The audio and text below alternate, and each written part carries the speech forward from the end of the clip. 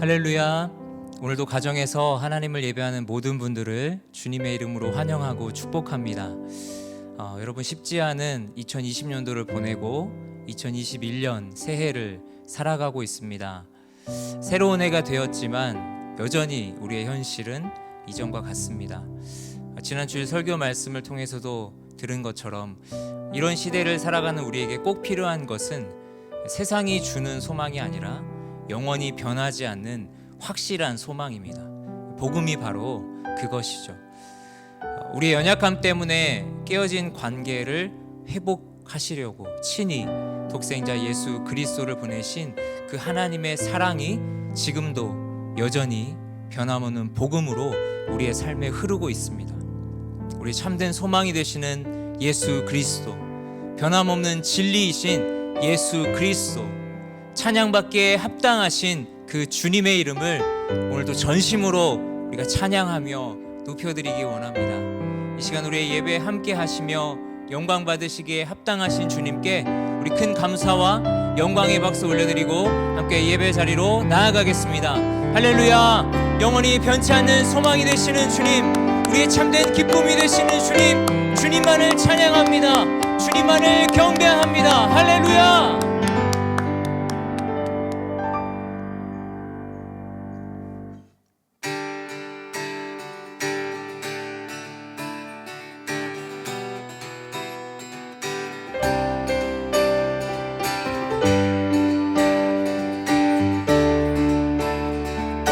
함께 고백합니다. 나는 주만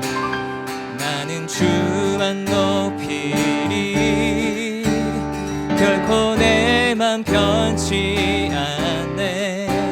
세상 모든 권세 모든 영광 십자가 앞에 다 버리고 나의 충성과 내 헌신 내 모든 소망 오직 예수.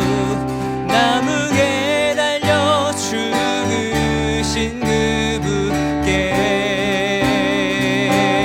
오직 우리 주께 오직 우리 주께 내 믿음 소망 찬양 받기 합당한 분 또 오직 만왕의 왕께 엎드려 경배하며 모두들 한 번 더 오직 우리 주께 내 믿음 소망 찬양 받기 합당한 분 또 오직 만왕의 왕께 엎드려 경배하며 모두들이 나를 지으시고 아버지 되시며 나를 구원하사 하늘의 상 주신 오직 우리 주님께 나 찬양하리.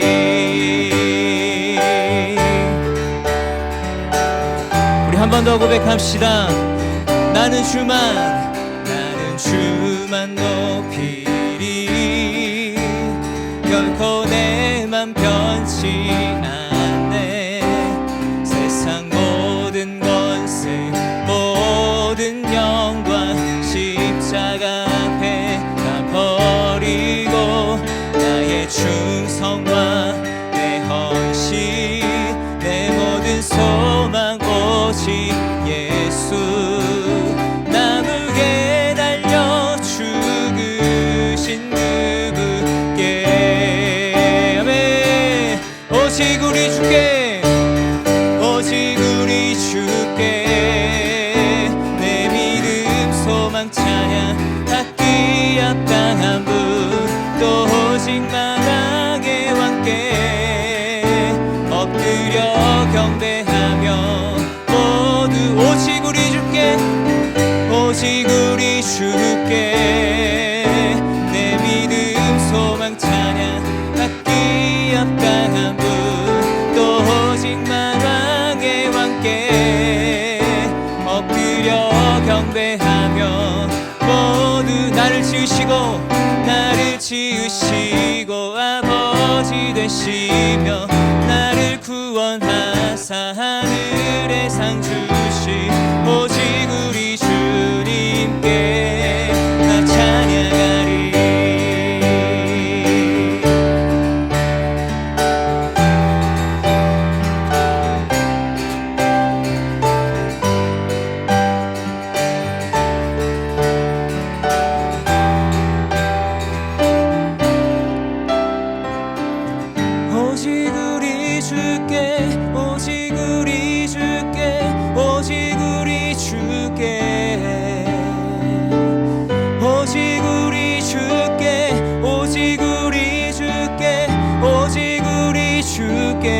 오직 우리 주께 오직 우리 주께 오직 우리 주께 오직 우리 주 마지막으로 한 번 더 오직 우리 주께 오직 우리 주께 오직 우리 주께 오직 우리 주께 나를 지으시고 아버지 되시며 나를 구원하사 하늘의 상 주시 오직 우리 주님께 나 찬양하리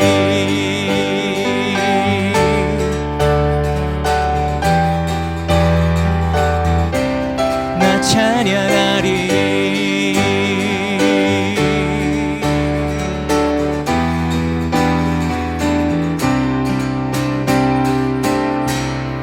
할렐루야. 우리의 찬양을 받기에 합당하신 주님, 이 시간을 통하여 영광 받으실 주님께 우리 큰 감사와 영광의 박수 올려드립시다. 할렐루야. 네.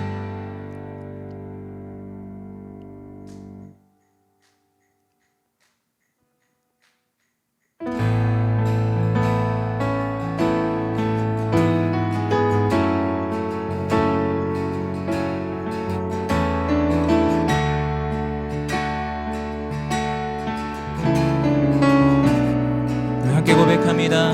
예수 아름다우신 예수 아름다우신 위대하신 주 부활의 주 어린 양 거룩과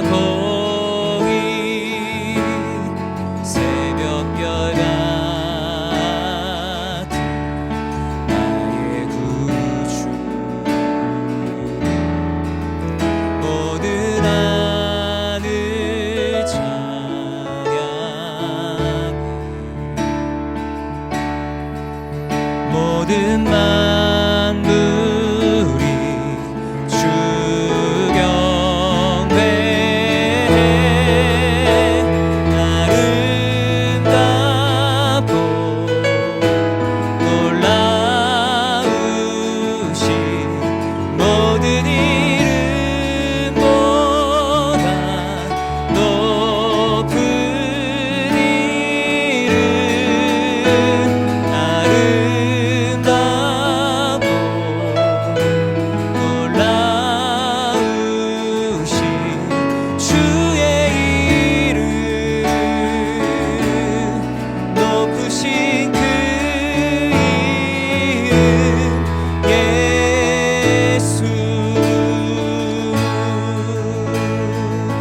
다시 한번 고백합시다.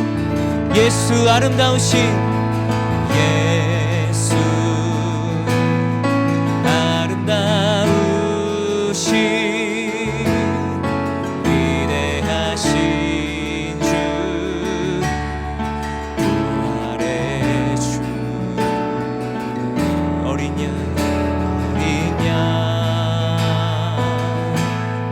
거룩과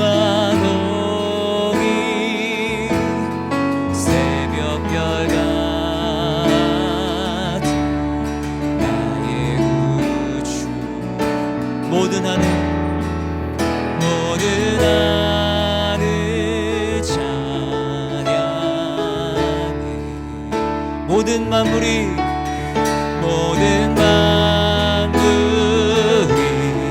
주 경배해 아름답고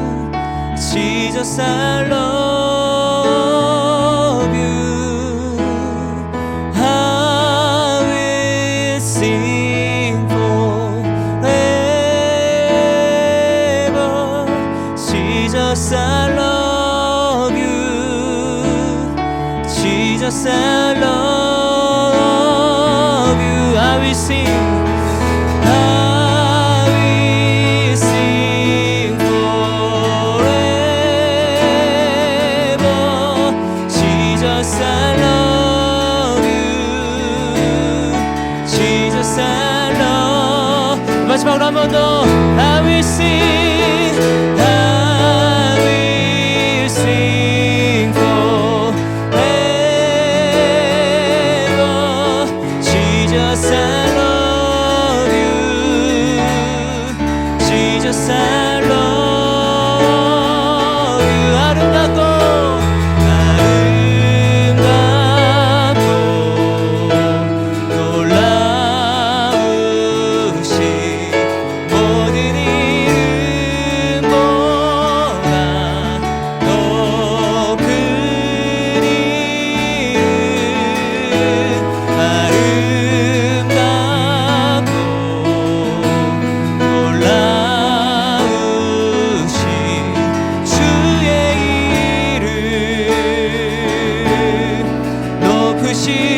우리 한 번 더 고백합시다. 아름답고 아름답고 놀라우신 모든 이름보다 높은 이름 아름답고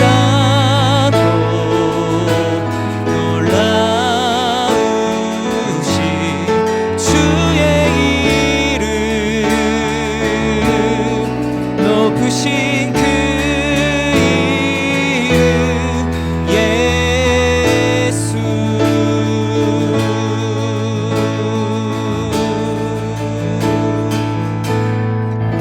할렐루야. 아름다우신 그 이름, 찬양받기에 합당하신 그 이름, 우리 그 주님께 큰 감사와 영광의 박수 올려드립시다. 할렐루야.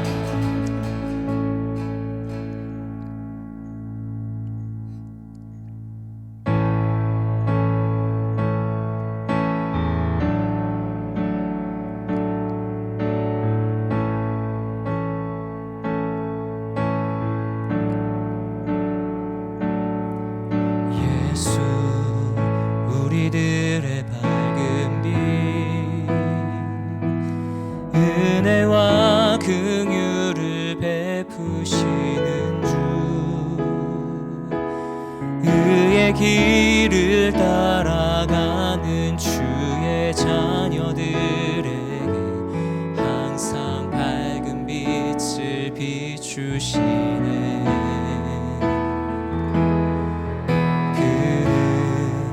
구원의 주 하나님 공의로 세상을 다스리시네. 주를 경외하는 자들에게 부어주시는 놀라운 주님의 영광. 하늘에서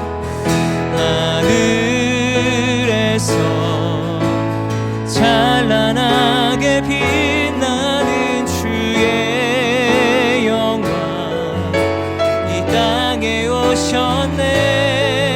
어둠을 밝히고 새 생명 주시네. 영원히 빛나는 나의 예수님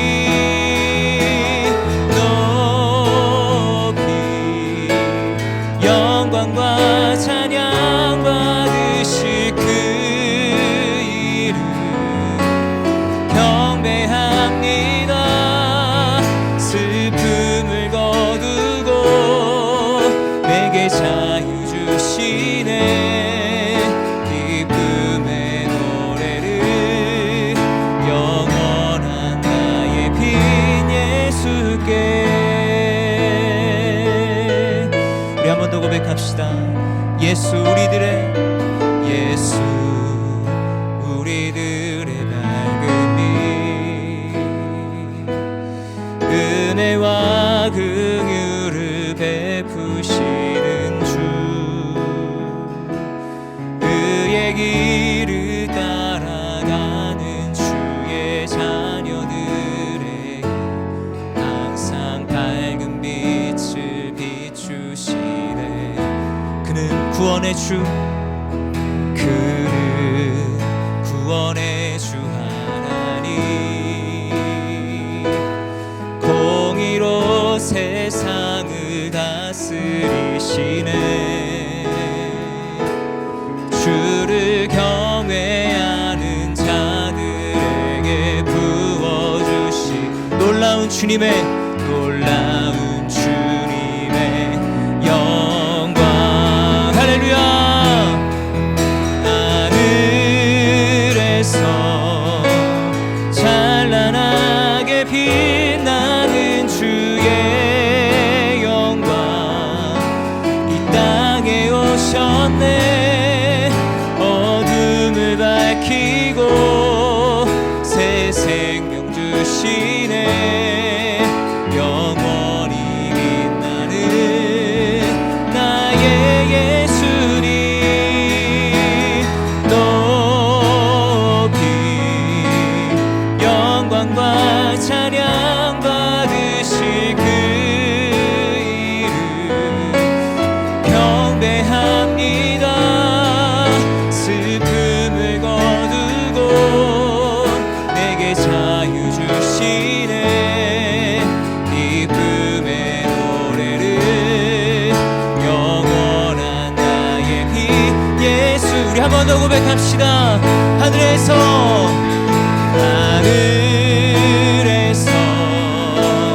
찬란하게 빛나는 주의 영광, 이 땅에 오셨네. 어둠을 밝히고 새 생명 주시네. 영원히 빛나는 나의 예수님, 높이 영광과 찬양 받으실 그 이름 경배합니다. 슬픔을 거두고 내게 자유 주시네. 기쁨의 노래를 영원한 나의 빛 예수께.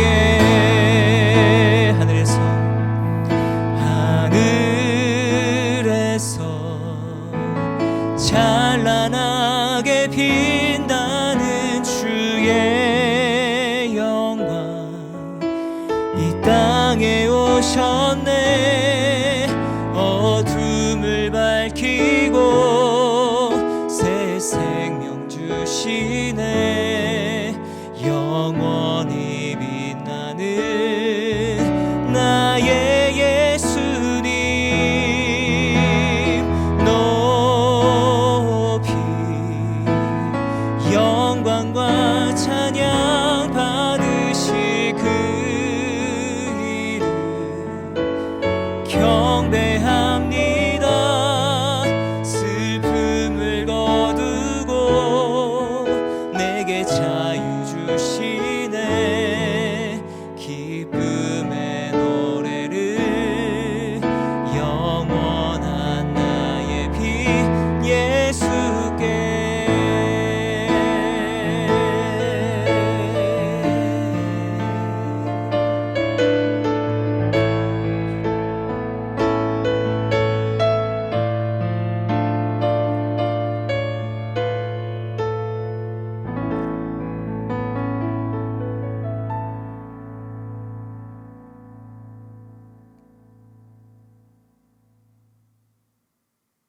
사랑과 은혜가 넘치시는 하나님 아버지, 감사합니다. 공예배 어려움 가운데에도 온라인을 통한 새벽 기도회, 연합 부흥 집회, 1:1 양육, 그리고 여러 소모임을 통해 주님과 더 자주 교제할 수 있게 해주셔서 감사합니다. 묵상할 수 있는 시간, 주님께 기도드릴 수 있는 시간을 더 많이 주셔서 주님을 더 깊이 알아갈 수 있게 해주셔서 감사합니다. 빛 한 줄기도 허락되지 않은 공간, 목소리도 낼 수 없는 환경에서도 예배드릴 수 있음에 감사하던 신앙의 선배님들을 기억합니다. 코로나 바이러스가 우리를 세상으로부터 고립시키고 있지만 주님께 나아가는 그 길은 더 자유롭게 해주심에 감사합니다. 눈에 보이는 교회 안에 함께 할 수 없지만 주님이 모든 지체들의 기도하는 손을 붙들어 주셔서 마음속에 더 큰 교회를 세워갈 수 있도록 해주셔서 감사합니다. 내 힘이 아닌 오직 주님의 능력과 은혜로 내 삶이 세워져 왔음을, 나보다는 다른 일을 위한 더 값진 기도로 세상을 사랑으로 가득 차게 해주셨음에 감사합니다. 인간이 만들어낸 질병 앞에 인간이 만들어낸 백신과 치료제로 모든 게 종식될 것이라는 섣부른 기대와 믿음에 의존하려 하는 저희를 용서하여 주옵소서. 바이러스보다 우리 모두가 지금도 저지르고 있는 죄를 더 두려워하게 하소서. 하나님께서는 생명과 복의 근원이십니다. 사람이 하나님을 알고 그를 믿고 따르면 생명과 복을 누리지만 만일 그를 배반하고 거역한다면 죽음과 영원한 불행을 얻게 될 것이기에 지금의 이 고난과 역경이 어디에서 시작되었는지 전 인류 모두가 깨닫고 회개하는 기적이 일어나기를 간절히 기도합니다. 인간이 만든 모든 죄악은 오직 주님만이 용서해 주실 수 있습니다. 가장 중요하고 근본이 되는 기도라는 백신을 매일 매 순간마다 더 붙들고 사랑하는 마음으로 우리 모두를 가득 채워 주소서. 나를 지켜보시는 엘로이 하나님, 우리는 하나님의 자녀이기에 바이러스를 이깁니다. 여호와 이레 하나님, 주님께서 이미 우리가 승리할 길을 예비하셨다는 것을 믿습니다. 여호와 체바오트, 깊은 수렁에서 우리를 능히 건져 올리실 만군의 하나님, 우리가 가정에, 우리 모두의 마음에 이미 새겨놓으신 여호와 삼마, 주께서 이미 항상 함께 하십니다.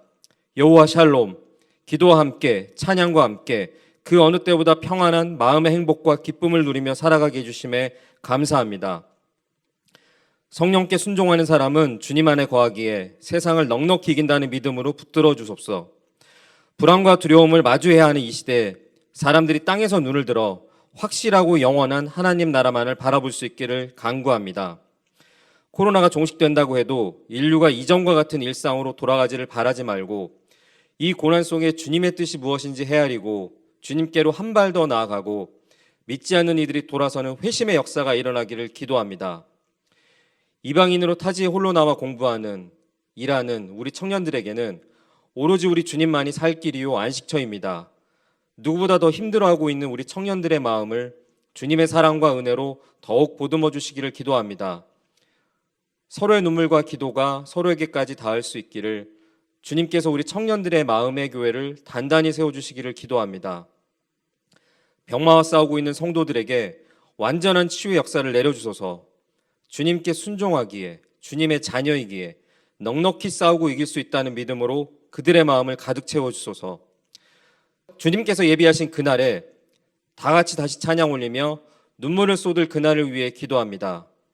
다 같이 예배 후에 중정에 모여 국밥 한 그릇 같이 나누는 그날이 반드시 돌아오리라 믿습니다. 우리는 하나님의 동역자들이요 너희는 하나님의 밭이요 하나님의 집이니라. 무엇보다 이 예배를 함께 주님께 올리고 있는 모든 가정을 교회로 세워주셔서 감사합니다. 오늘 아버지 하나님께서 들려주시는 그 음성에 순종하겠습니다. 우리 로스앤젤레스 온누리 교회의 교역자와 모든 성도들의 마음에 뜨거운 성령이 가득 채워지게 해주소서. 사랑하는 예수 그리스도의 이름으로 간절히 기도드렸사옵나이다. 아멘. 할렐루야.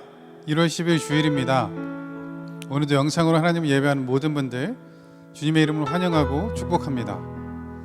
사랑하는 여러분, 오늘은 2021년의 두 번째 주일입니다. 올해를 시작하시며 계획하셨던 것들 잘 실천하고 계신가요? 여러분 괜찮습니다. 아직 50주가 남아 있습니다. 우리는 이 새해를 미카 연합 새벽 기도회와 오마 연합 집회로 시작하고 있습니다. 지난 한 주 하나님의 말씀을 들으며 소망이 없는 것 같은 이 세상 속에 역시 우리 하나님께서 소망이 되심을 깨닫게 되었습니다. 사랑하는 여러분, 우리 하나님이 여전히 우리 아버지 하나님이십니다. 그분의 사랑은 변함이 없습니다. 오늘 예배를 통하여서 다시 한번 우리 하나님께 흔들릴 수 없는 소망을 두기로 결단하는 우리 모두 되면 좋겠습니다. 이 시간 주위에 있는 분들에게 이렇게 인사하면 좋겠는데요. 하나님께 소망을 두세요. 이렇게 한번 인사해 볼까요? 하나님께 소망을 두세요. 아멘. 네, 오늘 예배를 통하여서 하나님께서 허락하신 그 은혜가 또 하나님으로부터 우리에게 주어진 그 소망이 가득하기를 주님의 이름으로 축복합니다. 이 시간 서로 축복하는 시간 가질 텐데요. 서로를 바라보시면서 은혜의 주님이 당신을 축복하고 함께 찬양하겠습니다. 은혜의 주님이 당신을 축복하고 사랑의 주님이 함께 하시네. 은혜의 주님이 당신을 축복하고 사랑의 주님이 함께 하시네. 이제는 가슴에 손을 얹고 나를 축복하며 찬양합니다. 은혜의 주님이 내 삶을 축복하고 사랑의 주님이 함께 하시네. 은혜의 주님이 내 삶을 축복하고 사랑의 주님이 함께 하시네. 사랑하고 축복하며 서로의 격려의 박수, 하나님 영광의 박수를 하겠습니다. 감사합니다. 교회 소식 전해드리도록 하겠습니다. 주보를 참고해 주시면 좋겠습니다. 현재 교회의 코비드-19 대응 단계는 기존과 동일합니다. 변경 사항이 있을 시 계속 공지해 드리도록 하겠습니다. 오마 연합집회 광고입니다. 2021년 새해를 시작하며 미주 지역 온누리교회가 연합하여 부흥집회를 진행하고 있습니다. 새해를 말씀과 기도로 믿음 안에서 시작하시기 바랍니다. 지난 1월 4일 월요일부터 오는 16일 토요일까지 오늘 주일도 포함됩니다. 매일 저녁 7시 30분에 진행되고 강사로는 미주 지역 담임 담당 목사님들이 섬기십니다. 교회 홈페이지와 유튜브를 통해서 참여하실 수 있습니다. 연합집회 개근자들에게는 오마에서 마련한 선물이 증정될 예정입니다. 미카 연합 새벽기도회 광고입니다. 우리 교회가 선교적 교회 연합과 함께 2021년 새해를 맞이하여 연합 새벽기도회를 진행하고 있습니다. 신실하신 하나님을 붙잡는 기회가 될 연합 새벽기도회에 함께해 주시기 바랍니다. 여호와 우리 하나님의 이름을 자랑하리로다 라는 주제를 가지고 지난 월요일에 시작됐고 오는 월요일 11일부터 15일 금요일까지 매일 아침 6시에 진행됩니다. 참여 교회 및 기관은 주보를 참고해 주시기 바랍니다. 홈페이지와 유튜브를 통해서 참여하실 수 있습니다. 영상 댓글 6에서 7문장 되는 소감문, 예배 인증샷을 제출해 주시는 분들 중 선정하여 선물을 드릴 예정입니다. 이와 관련한 문의는 최초록 목사님께 해주시면 되겠습니다. 2021년 선교헌금 작정이 오늘과 다음 주일 2주간 걸쳐 진행됩니다. 오늘의 교회의 핵심 가치이며 그리스도께서 교회에 주신 사명인 선교 사역을 위한 선교헌금 작정에 함께해 주시기 바랍니다. 작정서는 온라인을 통하여 배부되며 필요하신 분들께는 우편으로도 발송해 드리도록 하겠습니다. 이와 관련한 문의는 김상훈 목사님께 해주시면 되겠습니다. 2020년 텍스 리턴을 위한 기부금 헌금 내역서가 필요하신 분들은 교회 이메일로 신청해 주시기 바랍니다. 신청하실 때 한글과 영문 이름, 생년월일, 주소, 이메일 주소도 함께 보내주시기 바랍니다. 이와 관련한 문의는 유영민 장로님께 해주시면 되겠습니다. 교역자 동정란을 보시면 오늘의 교회 제19기 목회사관학교가 내일부터 7주간 매주 월요일 온라인으로 진행됩니다. 참석하는 교역자들을 위해서 기도해 주시기 바랍니다. 오늘 하나님께서 우리에게 주신 말씀은 신약성경 마가복음 1장 9절부터 13절까지 말씀입니다. 우리말 성경으로 마가복음 1장 9절부터 13절까지 말씀 들으신 후에 담임 목사님 나오셔서 선교헌금 작정 인도해 주시고 성령으로 한 해를 시작하십시오 라는 제목으로 하나님 말씀 전해 주시겠습니다.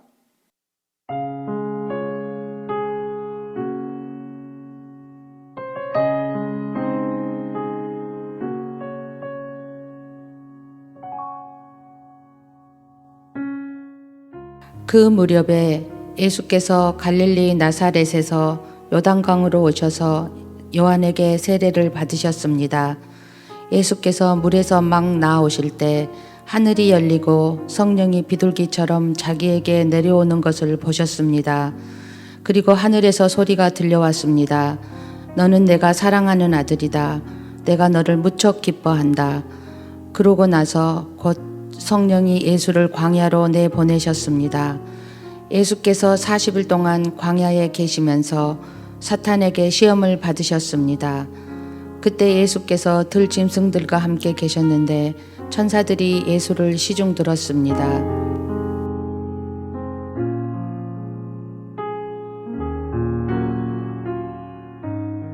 할렐루야. 새해가 되면 우리 교회에서 1월 둘째 주와 셋째 주에 선교 헌금을 작정하는 전통이 있습니다. 해외로 나가는 선교가 막혀 있는 상황이긴 하지만 여전히 선교사님들이 다양한 방법으로 본인의 사역지를 계속해서 아웃리치하고 계시고요. 특별히 또 우리 교회에는 바캘리포니아의 베러 빌리지를 위해서 계속해서 사역을 확장해 나가고 있습니다. 우리 로스앤젤레스 온누리 교회의 선교 재정은 교회 일반 재정과는 구분되어서 독립적인 어카운트에서 관리되고 사용되어지고 있습니다. 작년 한 해에도 작정하신 분들이 수고롭게 모든 재정들을 다 감당해 주셔서 귀한 사역을 마무리할 수 있었습니다.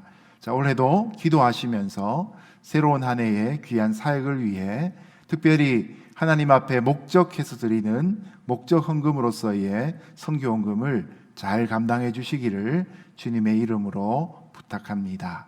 제가 잠시 기도하고 영상 보시겠습니다. 하나님 아버지, 선교하는 온누리 교회로 불러주신 것을 감사합니다. 우리 교회가 위치하고 성도들이 삶을 살아가는 자리에서부터 시작해서 밑으로는 바캘리포니아와 그리고 우리에게 맡겨진 책임 선교지에 이르기까지 선교의 영역 가운데 2021년 한 해에도 하나님이 역사하여 주시고 하나님의 귀한 부르심에 따라 저희가 창의적으로 접근할 수 있도록 인도하여 주시기를 소원합니다. 이 시간 기도함으로 준비하여 올 한 해 선교 헌금을 작정합니다. 주님이 그 마음 위에 기름 부어 주시고 역사하여 주시고 감당케 하시며 함께 선교에 동역하는 로스앤젤레스 온누리 교회 되게 하여 주옵소서. 예수님 이름으로 기도드렸습니다. 아멘.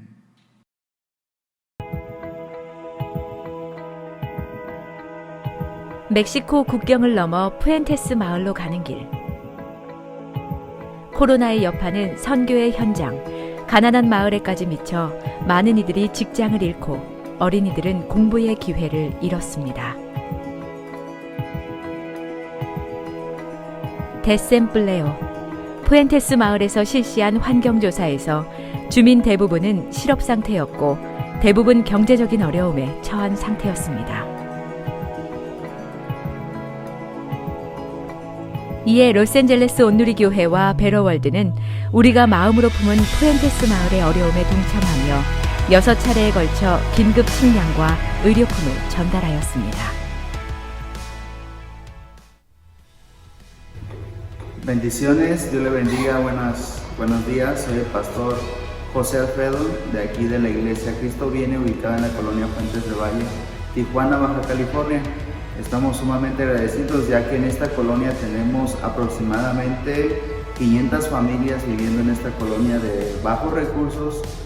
Ahorita por lo que estamos viviendo, la situación que estamos enfrentando a nivel mundial debido a la pandemia, al virus COVID-19, muchas personas se quedaron de trabajar y entre estas personas también hay gente discapacitada, gente que no tiene recursos para poder sustentar su familia. Gracias por esto que ustedes están haciendo, donación de alimentos para las familias que les ha ayudado demasiado. Gracias a Dios, 300 familias han sido muy bendecidas por esta despensa y queremos agradecerles y seguimos orando para que Dios les siga bendiciendo y les siga multiplicando conforme a su voluntad.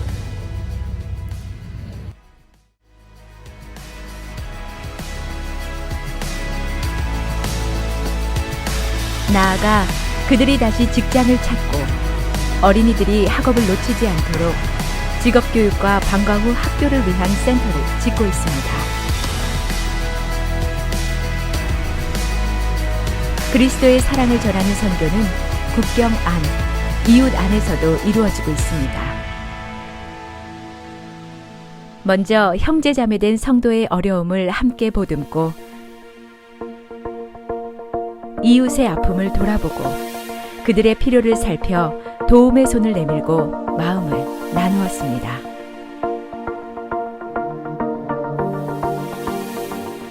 모두가 어려운 시기, 교회가 하나님께 받은 사명은 어두움 가운데 빛이 되고 절망 가운데 희망이 되어 어두운 세상 가운데 천국을 이루어가는 것입니다. 여러분의 후원이 세상의 희망으로 전해집니다.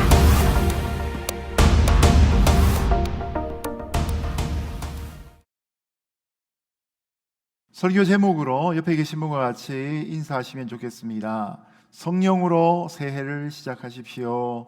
인사하시겠습니다. 성령으로 새해를 시작하십시오. 아멘. 뉴욕 맨하탄을 가시게 되면 꼭 방문해 보시라고 추천해 드리는 교회가 몇 군데 있습니다. 그 중에 하나가 바로 브루클린 터버너클 교회입니다.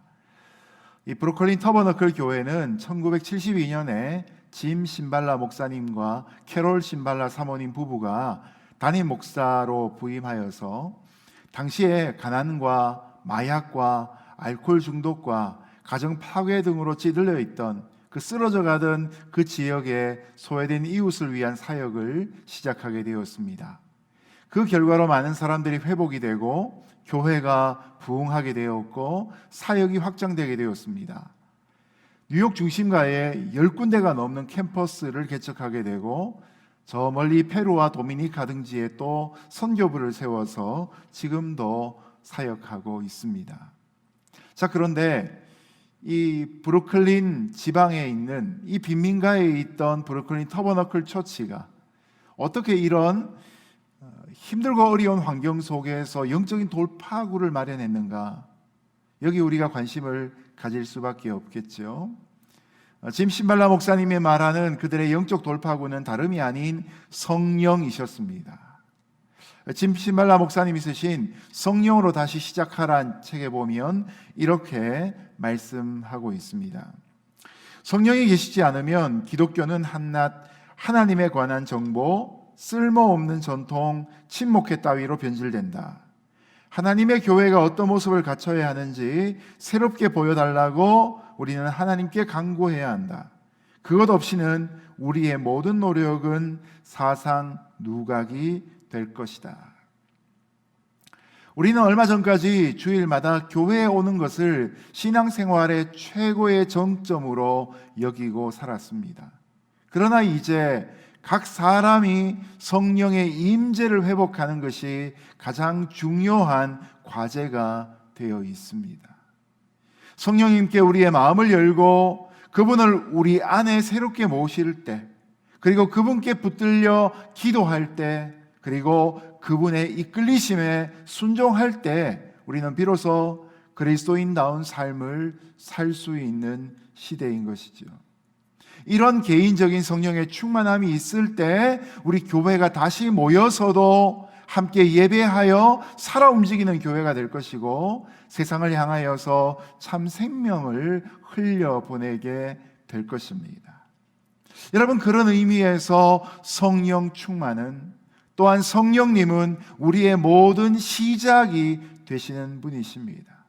성경의 창세기도 성령 하나님과 함께 시작을 하고 요한복음도 마가복음도 성령과 함께 시작합니다. 사도행전의 교회도 성령과 함께 시작하지 않습니까? 요한계시록 또한 성령과 함께 시작합니다. 오늘 예수님이 세례를 받으시고 성령 충만을 받는 사건을 통해서 우리가 모여서 함께 예배할 수 없지만 그러나 흩어진 자리에서 성령 충만과 성령과 동행하는 삶을 사모할 수 있기를 예수님의 이름으로 축복합니다.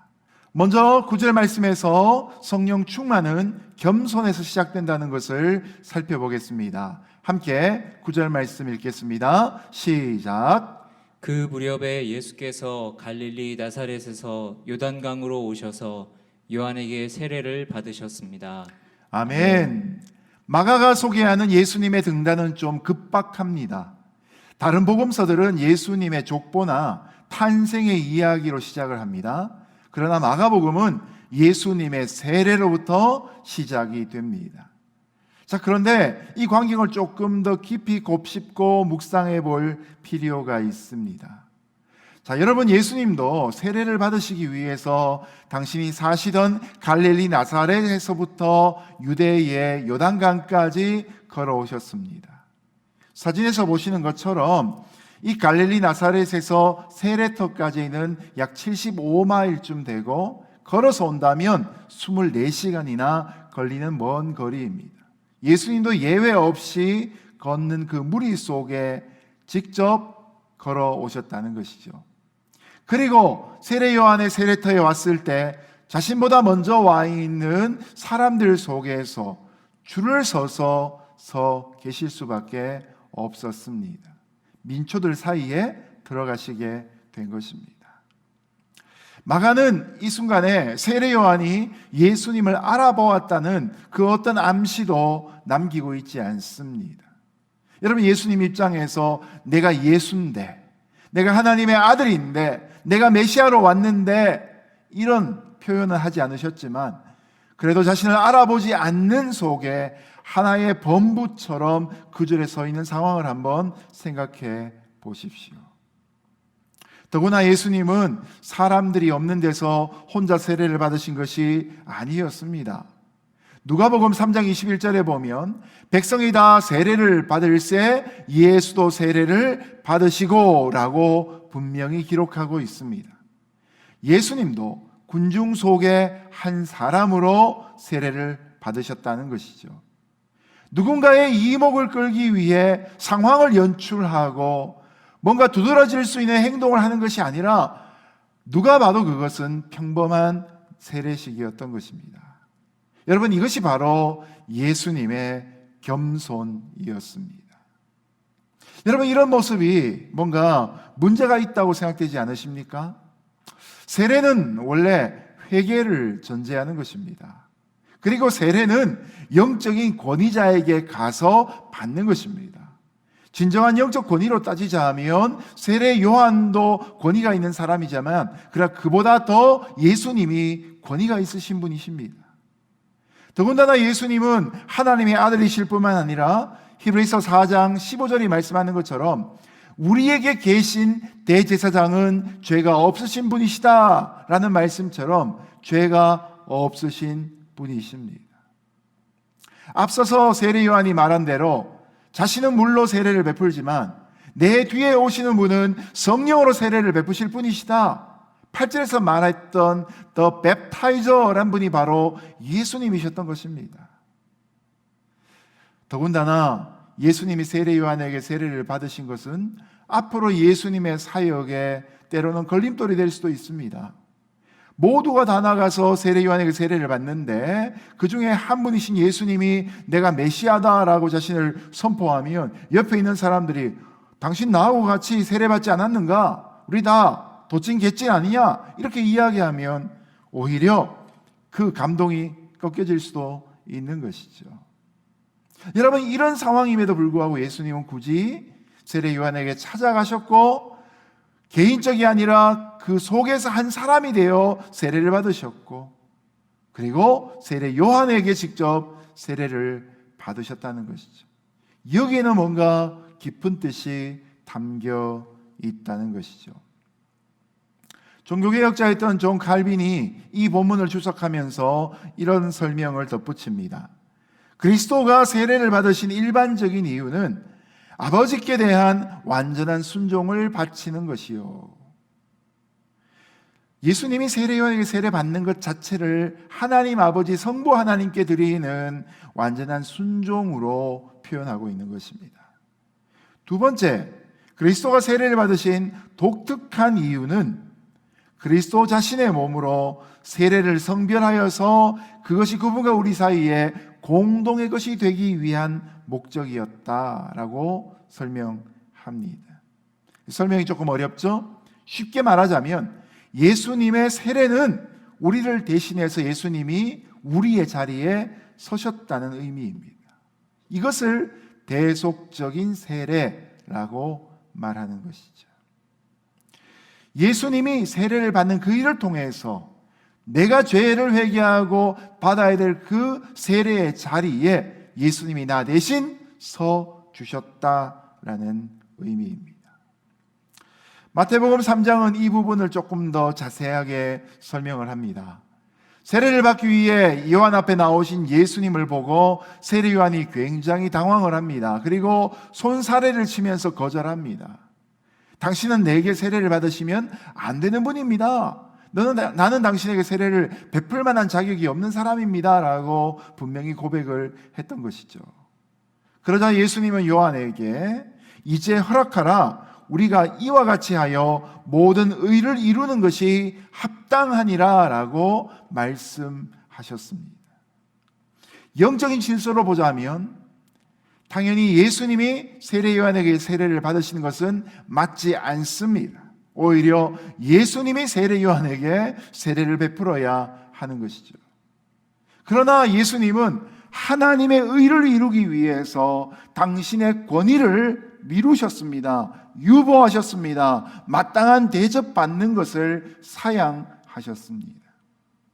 여러분, 마가복음 10장 45절, 이 마가복음에서 가장 중요한 요절의 말씀이 무엇입니까? 인자에 온 것은 섬김을 받으려 함이 아니라 섬기려 하고, 예수님이 우리를 섬기시기 위해서 당신이 받지 않아도 될 세례를 받으셨던 모습을 발견할 수 있는 것이죠.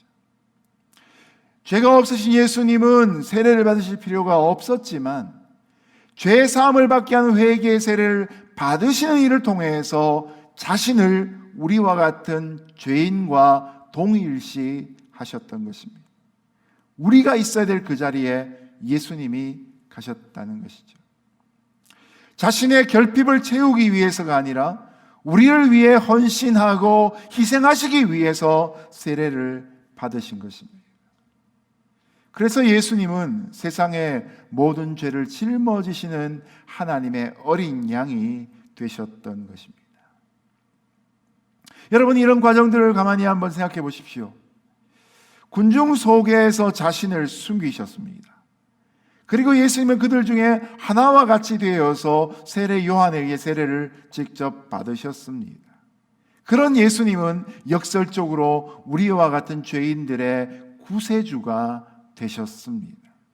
만약 예수님이 군중 가운데로 나오셔서 세례를 받지 않으셨다면 예수님이 우리의 구세주라고 말씀하시는 것에는 뭔가 영적인 부족함이 있을 수밖에 없을 것입니다.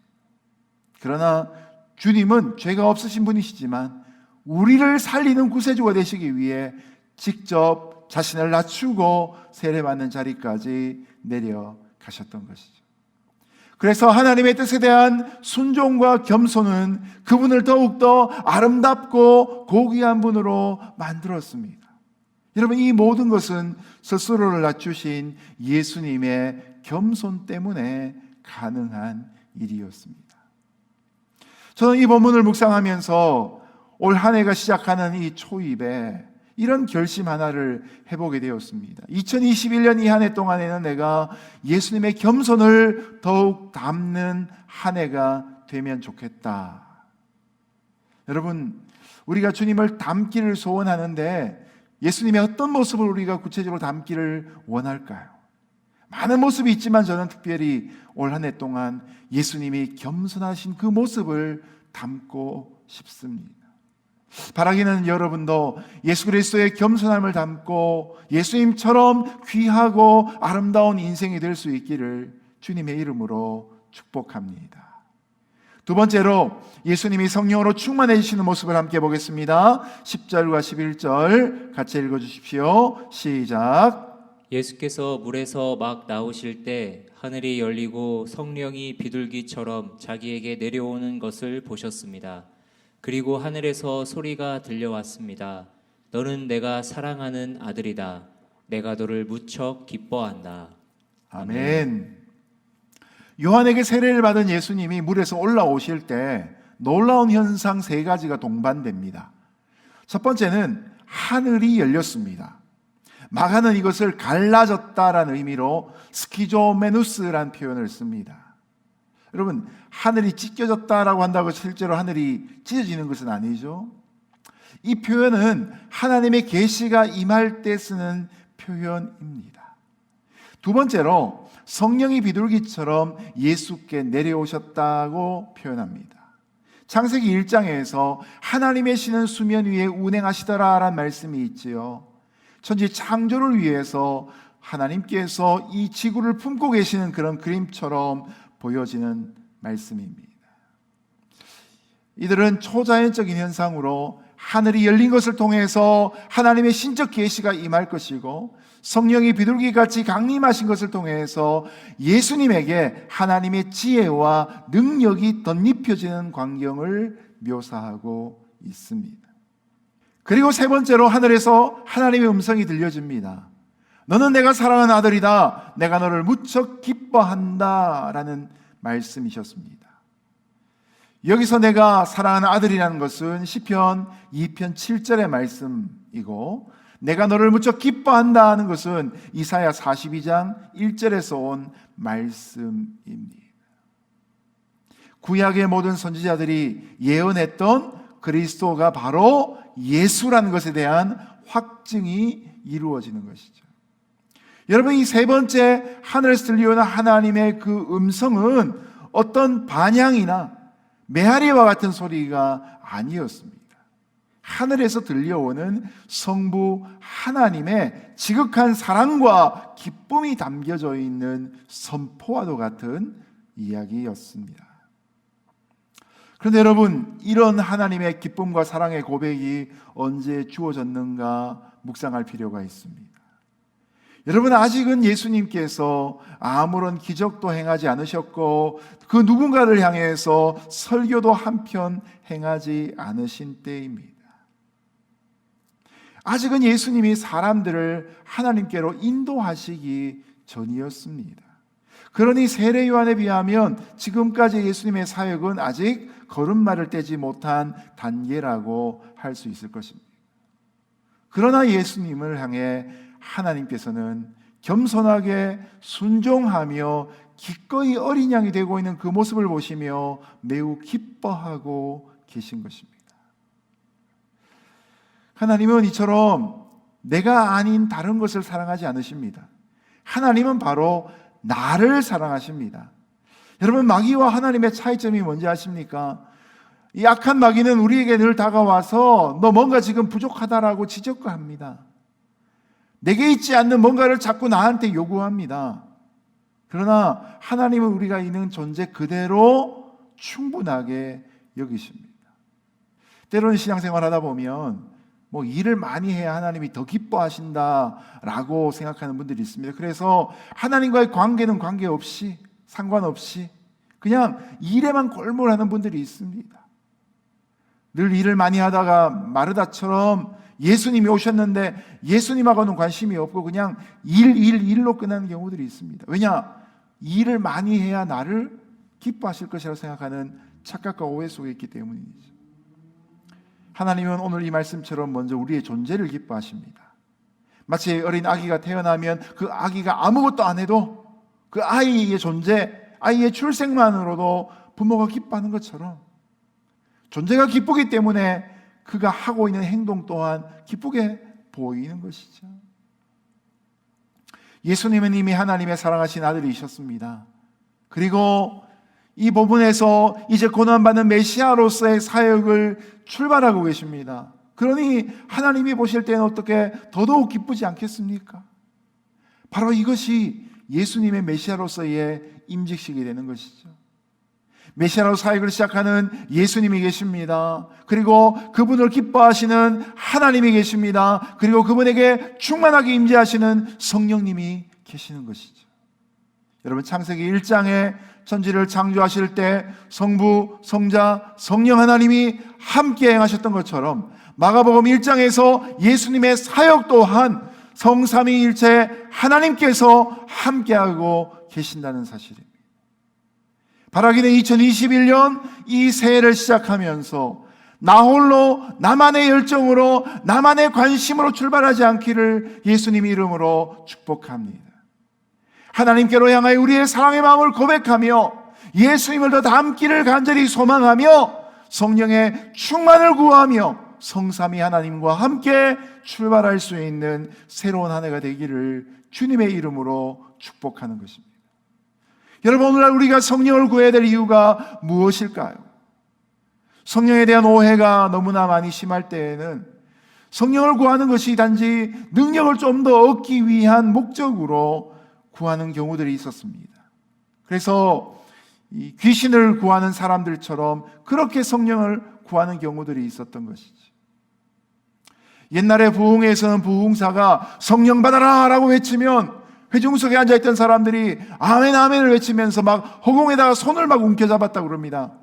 마치 에너지처럼 흘러가는 성령을 손으로 붙잡으려고 하는 신용들을 했다는 것이죠.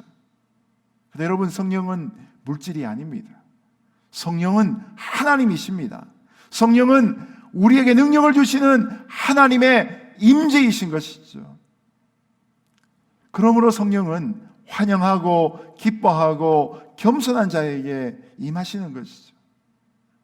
성경 속에 나오는 성령 충만의 사건을 살필 때마다 언제나 겸손한 자리 가운데 성령이 임하시는 것을 보게 됩니다. 여러분, 예수님께서 승천하시면서 남겨진 제자들에게 무엇을 명령하셨습니까? 너희가 이곳을 떠나지 말고 성령이 임할 때까지 기도하라고 말씀하셨습니다.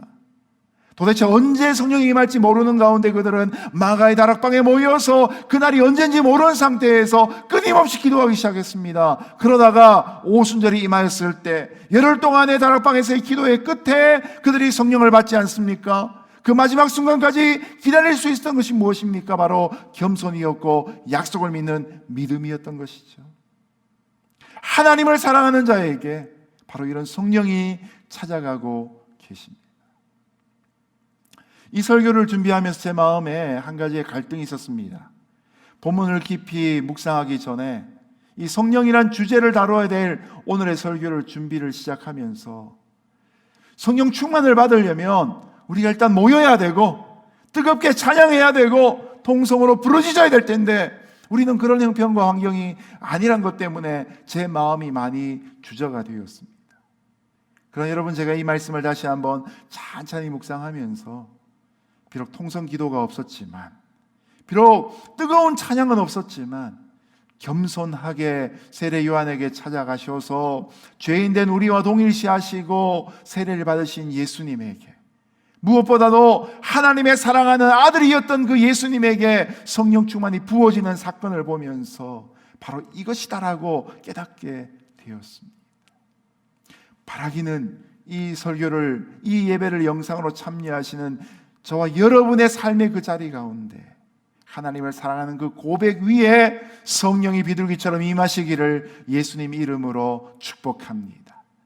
모여서 성령 받는 뜨거운 불 세례도 있어야 되겠지만 또한 늘 우리와 함께 동행하시는 임재하심으로서의 성령의 충만 또한 받을 수 있는 2021년 두 번째 주일 될 수 있기를 예수님 이름으로 축복합니다.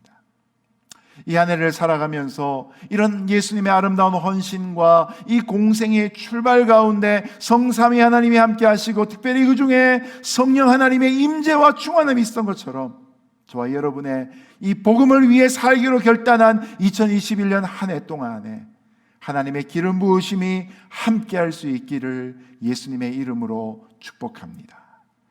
마지막 세 번째로 12절 13절 말씀 속에서 이 성령 충만한 예수님이 시험을 이기시는 장면을 우리는 보게 됩니다. 12절 13절 같이 읽겠습니다. 시작. 그러고 나서 곧 성령이 예수를 광야로 내보내셨습니다. 예수께서 40일 동안 광야에 계시면서 사탄에게 시험을 받으셨습니다. 그때 예수께서 들짐승들과 함께 계셨는데 천사들이 예수를 시중 들었습니다. 아멘. 예수님은 세례를 받으시고 나서 곧 시험을 받으셨습니다. 마태복음과 누가복음에는 예수님이 시험 받으시는 내용이 자세하게 나옵니다. 그런데 마가복음에는 예수님이 40일 동안 금식하셨다는 내용이 빠져 있습니다. 또 금식 때문에 예수님의 배가 줄이신 상태였다란 표현도 없습니다. 예수님이 또한 마귀에게 3번 시험 당하셨던 내용도 없습니다. 그리고 3번 모두 하나님의 말씀으로 승리하셨다는 내용도 생략되고 있습니다. 대신에 마가는 예수님이 시험을 받으신 그 사건을 하나의 플러스로 우리에게 보여주고 있습니다. 여기 5가지의 중요한 단어가 적혀져 있는데요. 첫 번째 단어는 바로 내보내셨다라는 단어입니다. 이 헬라어로 에크발로라는 단어인데요. 예수님이 세례를 받으시자 곧바로 성령님이 예수님을 내보내셨습니다. 심한 표현으로 치면 내치셨다라고 표현할 수도 있는 단어입니다. 언뜻 보면 예수님이 가기 싫어하고 있는데 성령님께 등 떠밀려서 광야로 내몰린 것처럼 생각될 수도 있는 본문입니다. 그런데 여기서 에크발로라는 단어를 쓰는 이유는 뭐냐면 예수님께서 강력한 이끌리심을 받으셔서 내보내어질 정도로 예수님이 지금 광야로 나아가는 일이 불가피한 일이었다는 것이죠. 여러분, 거꾸로 보면 그 일이 바로 우리를 위해서 반드시 필요한 일이었다는 것입니다. 두 번째로 에레모스, 광야란 단어가 이 문장에서 등장합니다. 성령님이 예수님을 광야로 내모셨습니다. 광야는 인간의 모든 능력이 멈추는 자리입니다. 인간의 모든 필요가 극대화되어지지만 인간에게 채워지는 공급함은 다 끊어지는 자리가 바로 광야라는 공간입니다. 예수님은 하나님의 도우심이 아니면 살 수 없는 절대 핍절하고 절대 빈곤한 상태 가운데 나아가셨다는 것이죠. 바로 하나님의 도우심이 없이는 살아갈 수 없는 우리의 삶의 자리를 의미하는 것이 광야 에레모스라는 표현이 됩니다. 세 번째로 여기에 40일이라는 단어가 등장합니다. 예수님이 광야에 계신 기간이 총 40일이었습니다. 모세는 40주 40야를 시내산 위에 있었습니다. 엘리야는 이세벨을 피해서 40주 40야를 호렙산으로 도망을 갑니다. 이스라엘은 광야에서 40년을 방황했습니다. 이 40이라는 숫자는 바로 성도에게 시련과 훈련의 기간을 의미하는 것이죠. 네 번째로 시험이란 단어가 등장합니다. 헬라어로 페이라조입니다. 흔히 사탄에게 예수님이 유혹받으셨다라고 생각을 합니다. 그러나 마가가 말하고자 하는 바는 그것이 아닙니다. 마가는 페이라조란 단어를 쓰면서 이것이 템테이션, 유혹이 아니라 테스트이다. 예수님이 공생애를 시작하시고 메시아로서 등장하시기 위해서 바로 테스트 받으신 사건이다라고 표현하고 있는 것이죠. 마지막 5번째가 바로 수종든다, 디아코네오라는 단어입니다. 디아코네오는 섬긴다라는 의미입니다. 우리 교회에 있는 안수 집사님들을 말할 때 디컨이라고 표현하죠. 바로 이것이 섬긴다라는 의미입니다.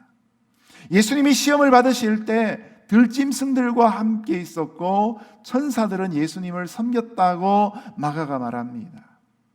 그럼 이런 질문을 할 수 있겠죠. 그 옆에 사람들은 왜 아무도 없었을까? 여러분, 이것이 예수님이 광야에서 치르셨던 투쟁의 모습이었습니다. 예수님이 광야에서 치르신 그 투쟁이 얼마나 고독했던가 하는 것이 바로 들짐승 속에 머무셨던 그 표현입니다. 그리고 그 투쟁이 얼마나 격렬했는가를 표현해 주는 것이 바로 천사들이 수종들더라 라는 표현이 됩니다. 이 5가지를 하나의 문장으로 압축하면 이렇습니다.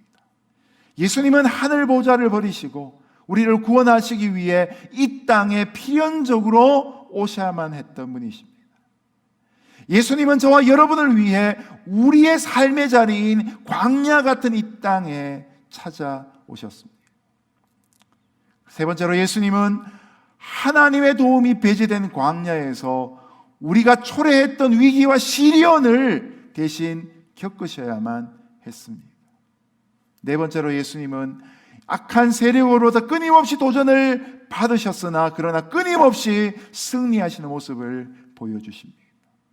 그리고 마지막 5번째로 예수님은 마침내 천사의 경배를 받으신다는 것입니다. 그러니 여러분, 예수님이 공생의 사역을 시작하며 세례를 받으시고 성령이 충만한 상태로 나아가 사단에게 시험을 받으시는 그 사건 속에서 이미 예수님의 생애 전체의 승리가 다 결판나고 있는 것이죠. 바로 이것이 예수님의 사역의 본질과 결말을 미리 보여주고 있는 예시가 되는 것이죠. 불순종함으로 약속의 땅에 들어가지 못한 이스라엘 백성과는 달리 예수님은 그 광야에서 온전한 순종을 통하여 사단의 시험을 이기셨습니다. 기독교 동화 작가 중에 맥스 루케이도 목사님이 있습니다. 이 맥스 루케이도 목사님이 이 부분을 이렇게 설명합니다. 예수님은 왜 광야로 가셨는가? 역사상 두 번째로 타락한 천사가 타락하지 않은 인간에게 싸움을 걸었다. 재대결을 신청한 것이다.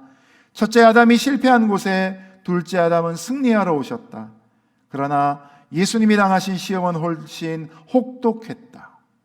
아담은 아름다운 에덴 동산에서 시험받았지만 그리스도는 황량한 광야에서 시험받으셨다. 아담은 배부른 몸으로 사단을 대면했지만 그리스도는 혹독한 굶주림 속에서 대면하셨다. 아담에게는 하와라는 동지가 있었지만 그리스도는 혼자이셨다. 아담의 숙제는 죄 없는 세상에 죄 없이 남는 것이었지만 그리스도의 싸움은 죄로 물든 세상에 죄 없이 남는 것이었다. 내 안에 계신 예수님이란 책에 보면 나오는 표현입니다. 그러므로 여러분, 이 첫 번째 아담과 비교해 볼 때 둘째 아담으로 이 땅에 오신 예수님의 모습 속에서 진정한 승리를 우리는 지금 보고 있는 것이죠. 예수님의 광야에서의 40일간의 시험의 승리는 낙원을 잃어버린 신낙원을 낙원을 회복한 복낙원으로 바꾸신 위대한 사역이었습니다. 예수님은 사역의 첫 자리에서부터 승리하셨던 것이죠.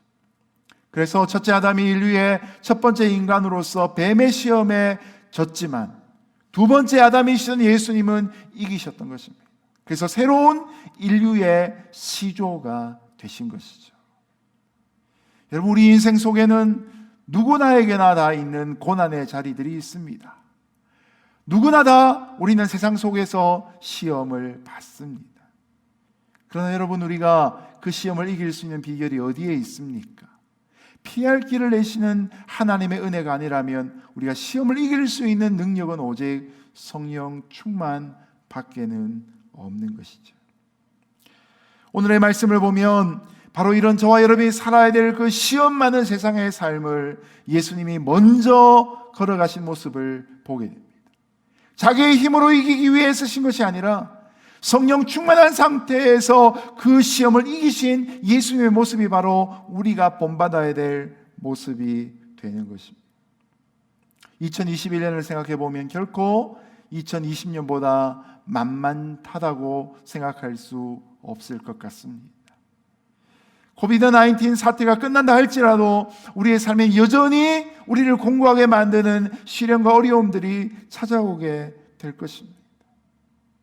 그러나 우리의 앞길이 아무리 어렵고 고통스럽다 할지라도 우리의 반석이 되시고 우리의 요새가 되시는 예수님을 의지하는 믿음이 충만하다면, 곧 우리에게 성령이 충만하다면 우리는 예수님의 승리를 우리의 승리로 충분히 적용하며 살아갈 수 있을 것입니다. 그러므로 한 해를 시작해서 우리가 해야 될 가장 우선적인 일 중에 한 가지가 바로 성령 충만이 될 수밖에 없는 것이죠. 여러분, 지난 한 주간 저는 참 행복한 시간을 보내었습니다. 아침이 되면 우리 미카 목사님들을 통해서 선포되어지는 하나님의 말씀으로 하나님의 이름을 통해서 하나님을 배우는 시간을 갖고 또 기도의 제목으로 함께 부르짖고 기도할 수 있었습니다. 저녁 7시 반이 되면 또 이제 우리 온누리 목사님들을 통해서 함께 손을 붙잡고 가는 이 연합 집회의 의미를 또 저녁마다 느낄 수 있었습니다. 아마 제 평생에도 이렇게 다음 주간, 이번 주간까지 2주간 동안에 총 23명의 설교자로부터 매일 다른 메시지를 들을 수 있는 기회는 아마 평생에 또다시 돌아오지 않을 것 같다라는 생각을 하게 됩니다. 아침 저녁 하루의 시종을 말씀으로 시작하고 기도로 시작하고 말씀으로 끝내고 기도로 끝내는 삶을 살아가면서 제 마음을 스쳐 지나가는 그 많은 말씀들이 제게 위로와 도전이 되고 또한 힘과 능력을 줍니다. 성령 충만은 우리가 하나님 말씀 앞으로 가까이 나가는 것이죠. 우리의 입을 열어 하나님의 소원을 붙잡고 기도하는 것이죠. 성령 충만의 비결은 먼 데 있지 않습니다. 세례요한을 찾아가신 겸손하신 예수님처럼 겸손하게 하나님의 말씀 앞에 엎드릴 때에 하나님의 음성이 내 귀에 들리게 될 것이고 비둘기처럼 성령이 임하는 역사가 있게 될 것입니다. 이번 한 주간도 아침과 저녁으로 말씀을 통해 찬양을 통해 기도를 통해 더 주님 앞으로 나아갈 수 있는 성령 충만한 한 주간 되시기를 예수님 이름으로 축복합니다. 이제 말씀을 맺겠습니다. 세례요한에게 나아가 세례를 받으신 예수님의 겸손을 배울 수 있기를 주님 이름으로 축복합니다. 그 사랑하신 하나님의 음성이 우리에게 들려질 수 있는 새해 두 번째 주간 되시기를 주님 이름으로 축복합니다. 그리고 비둘기같이 우리에게 임하시는 성령의 충만한 임재함으로 시험을 이길 수 있는 하나님의 능력으로 덧입을 수 있는 저와 여러분 될 수 있기를 예수님 이름으로 축복합니다. 이 한 해의 승리의 관건은 내가 성령으로 충만한가 아닌가에 있는 것을 깨닫고 자신을 의의 병기로 드리며 하나님의 은혜의 그릇으로 사용할 수 있는 저와 여러분의 복된 2021년 한 해 되기를 예수님 이름으로 축복합니다. 함께 기도하겠습니다. 고맙고 감사하신 하나님 아버지, 하나님의 영광을 이 시간 선포합니다. 주님, 겸손하게 세례 요한을 찾아가시고 세례를 받으시고 하나님의 음성을 들으시며 성령으로 충만하신 주님처럼 우리 또한 이 새해 벽두에 하나님 앞에 나아가 말씀을 통하여 찬양을 통하여 기도를 통하여 영적으로 쇄신을 경험하게 하여 주시고 그리하여 충만한 가운데 이 한 해를 다름박질할 수 있는 하나님의 일꾼들 되게 하여 주옵소서. 연약한 우리를 싸매시고 고치시고 새롭게 하여 주옵소서. 예수님 이름으로 기도드렸습니다. 아멘.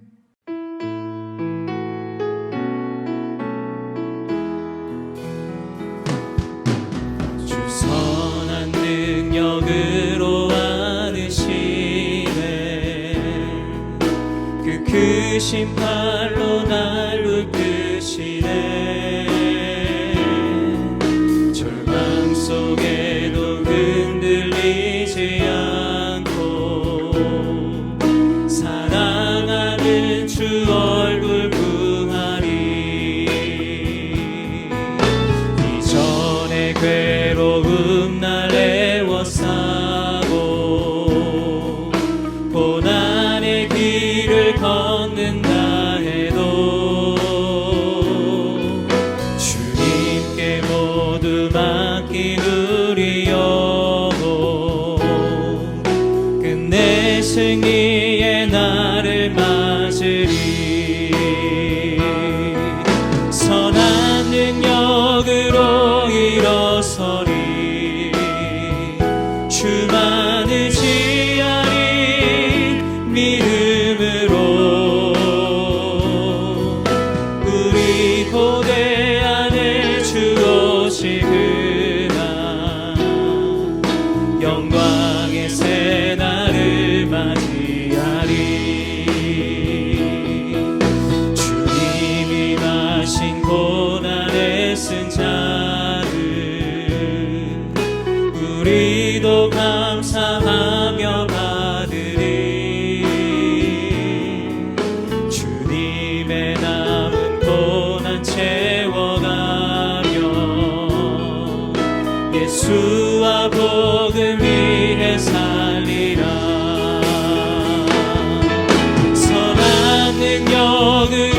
일어서리 주만을 지하리 믿음으로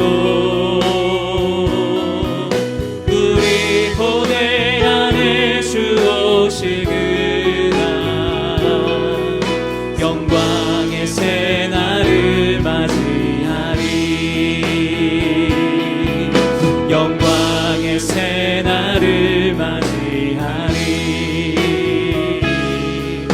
영광의 새날을 맞이하리.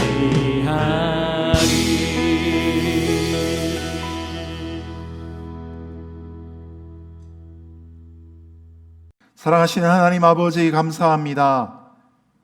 새해 가운데 역사하실 하나님의 은혜를 기대하고 하나님이 동행하심으로 이 한 해를 통해서 우리에게 부어질 새 역사들을 기대합니다. 가난한 심령 위에 하나님의 음성이 들려지게 하시고 주님과 동행함을 가장 사모할 수 있는 귀한 자리 되게 하여 주옵소서. 하나님을 사랑하는 마음으로 물질을 구별하여 온전한 11조와 감사의 제목과 주일 연보와 선교원금을 올려드립니다. 주님 받으시고 귀한 물질을 통해 하나님의 역사만이 크게 나타나게 하여 주옵소서.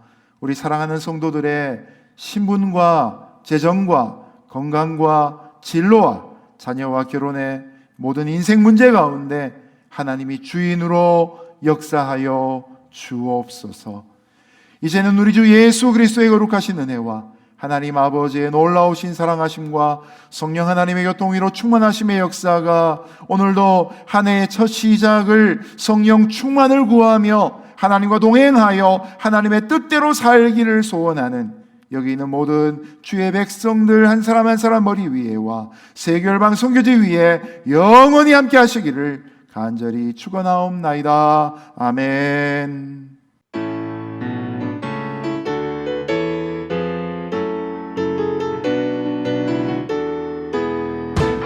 우리 함께 고백합니다. 살아계신 주 나의 참된 소망 걱정 근심 전혀 없네. 사랑의 주내 갈 길은 내 모든 삶의 기쁨 늘 충만